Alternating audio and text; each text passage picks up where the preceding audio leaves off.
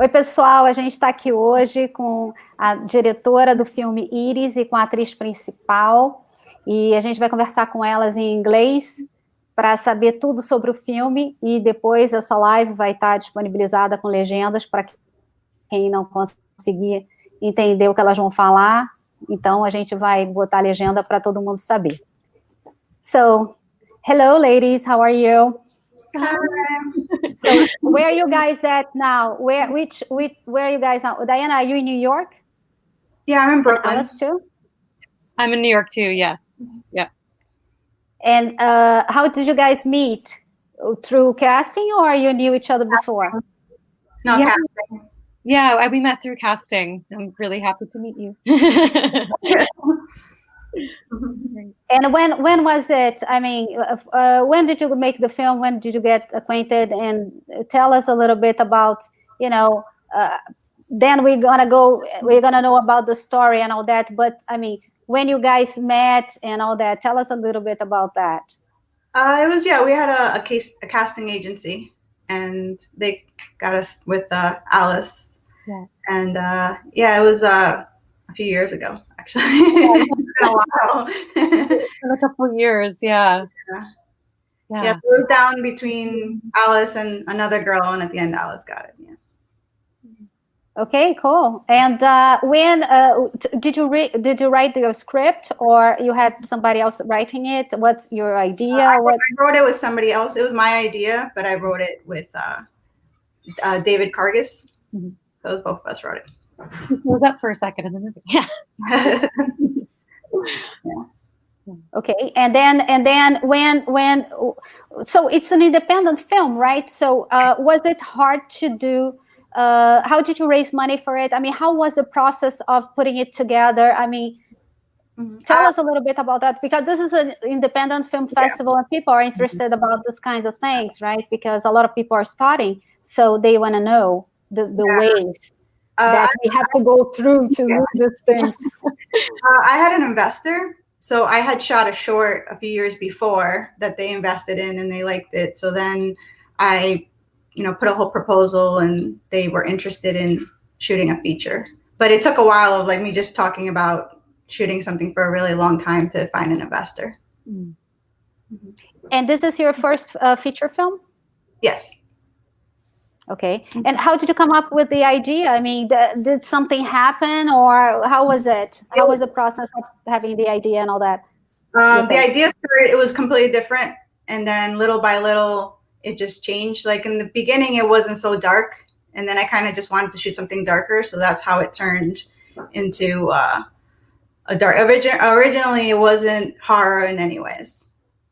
It was more about just being lonely in relationships and stuff, and then slowly it turned into that. Yeah.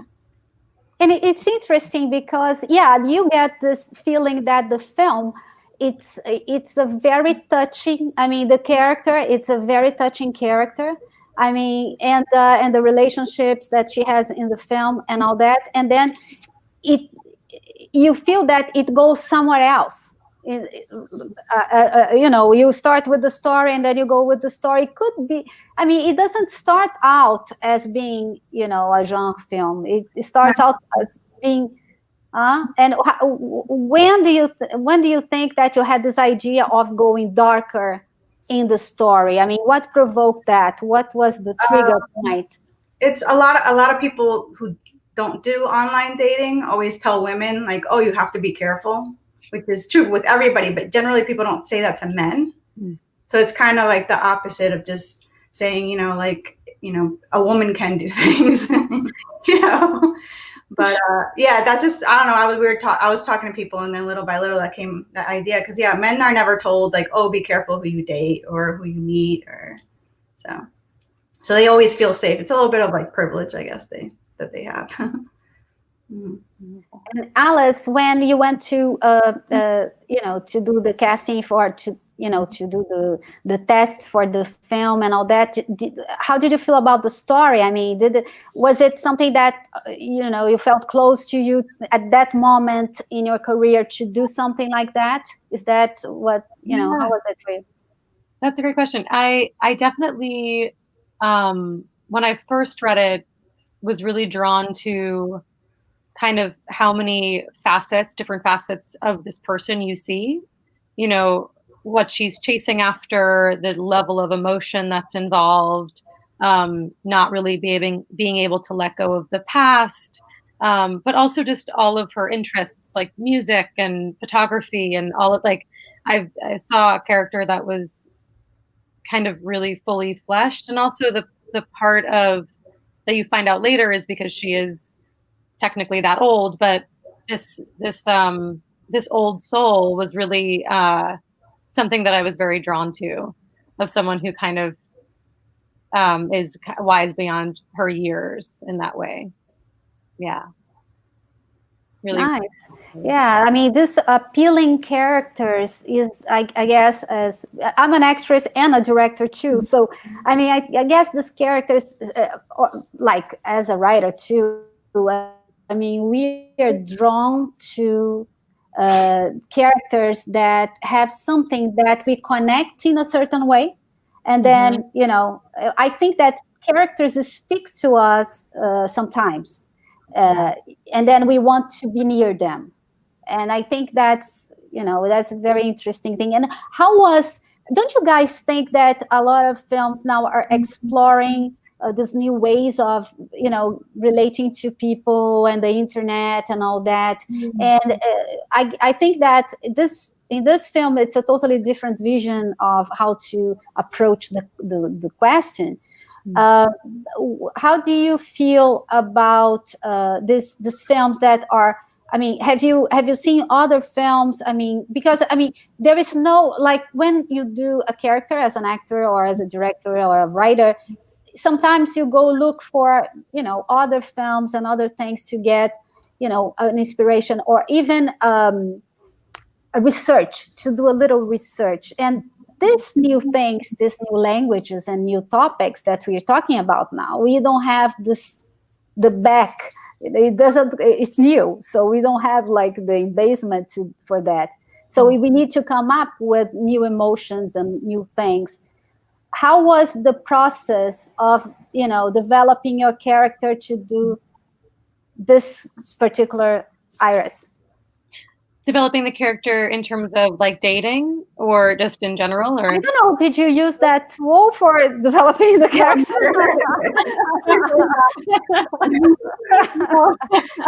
No, but I did definitely connect with the, kind of group therapy, like working through something with other people, pushing back on it at first, and then sort of giving into it more.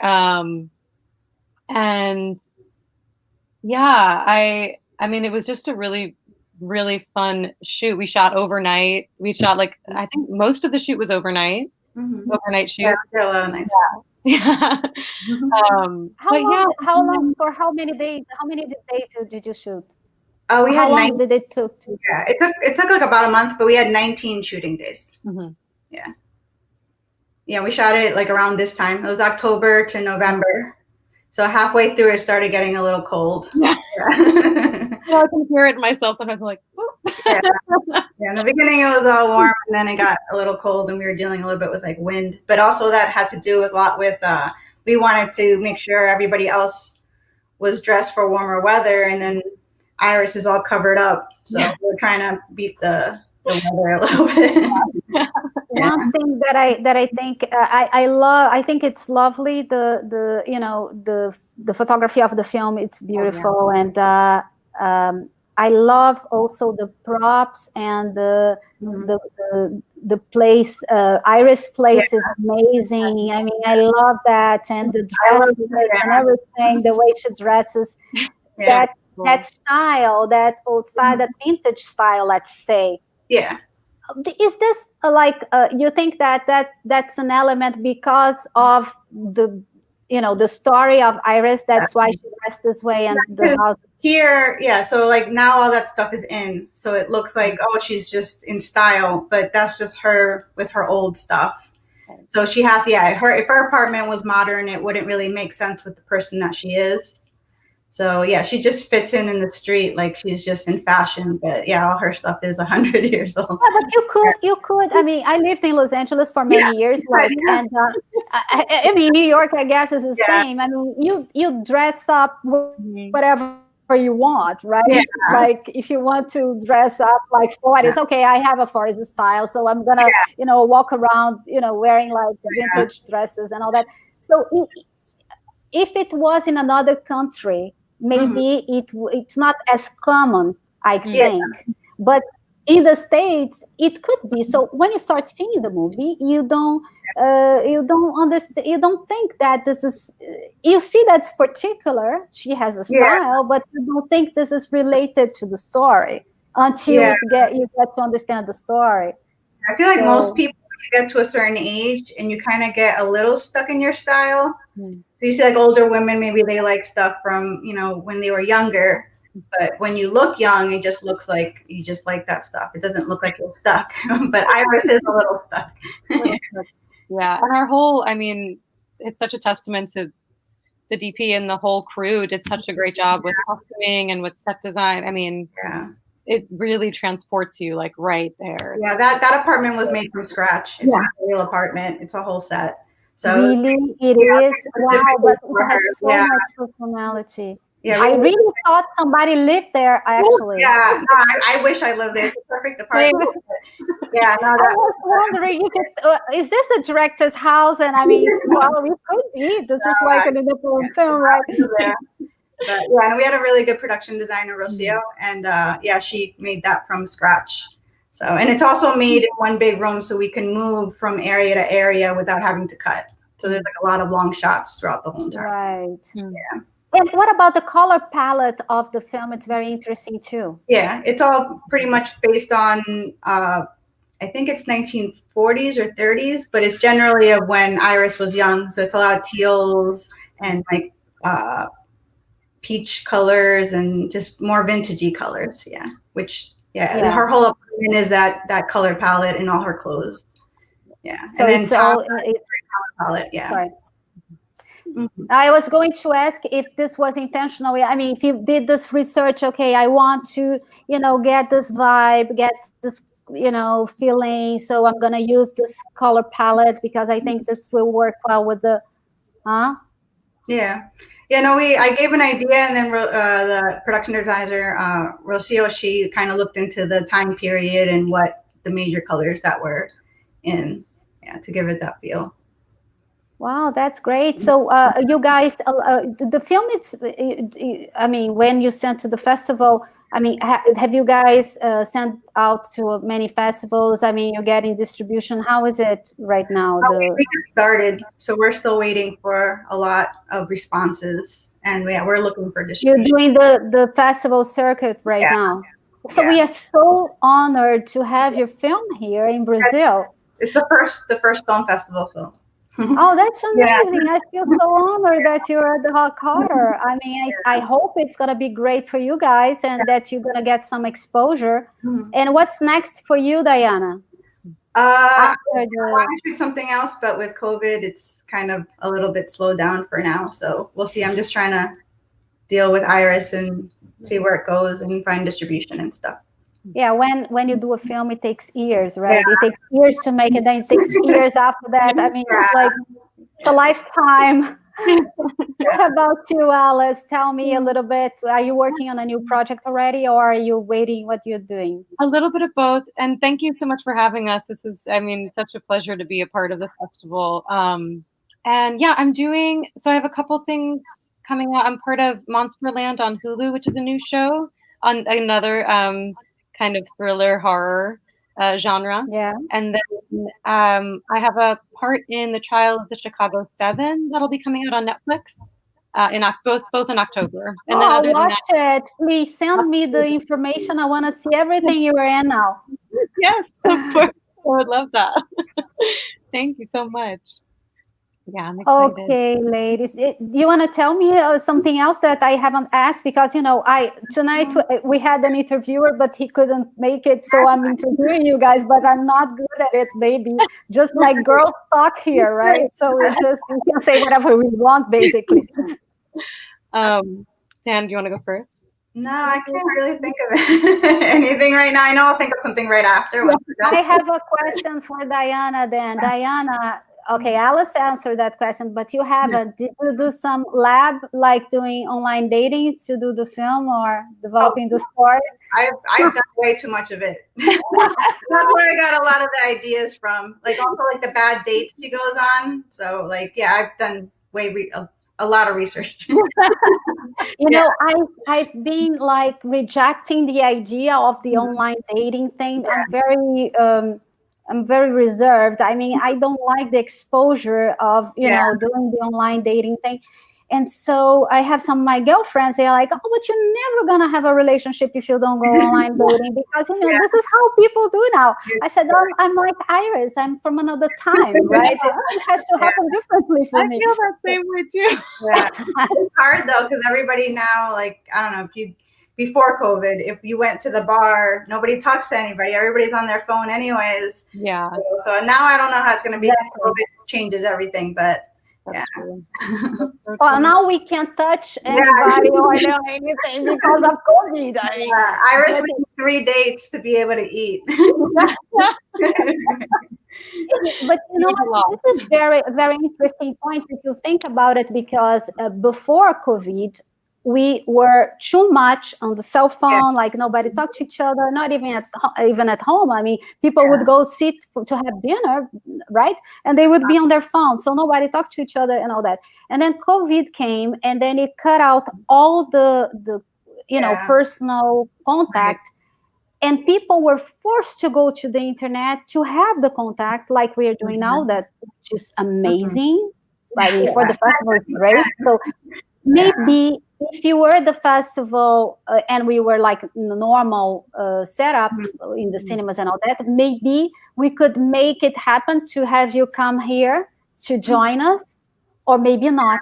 And but we wouldn't have time in the festival because of the activities to do that, you know, online thing. And so we would have never met. So I think that this is a good thing that we are able to have this interaction now. No, it's good because any other time we wouldn't have been able to. We would have just all been alone at home. So and I'm very happy in the world too. So I'm very happy that you guys are here. If you want to join our talks, we have wonderful round tables every day. We have in English, in Spanish, in Portuguese, the ones in English are like 3:30 in the afternoon for us in Brazil. So you're welcome to join us. Just contact production, say, okay, I want to be in the round tables to talk with other filmmakers and other actors, and please. I want to see you guys again. Okay.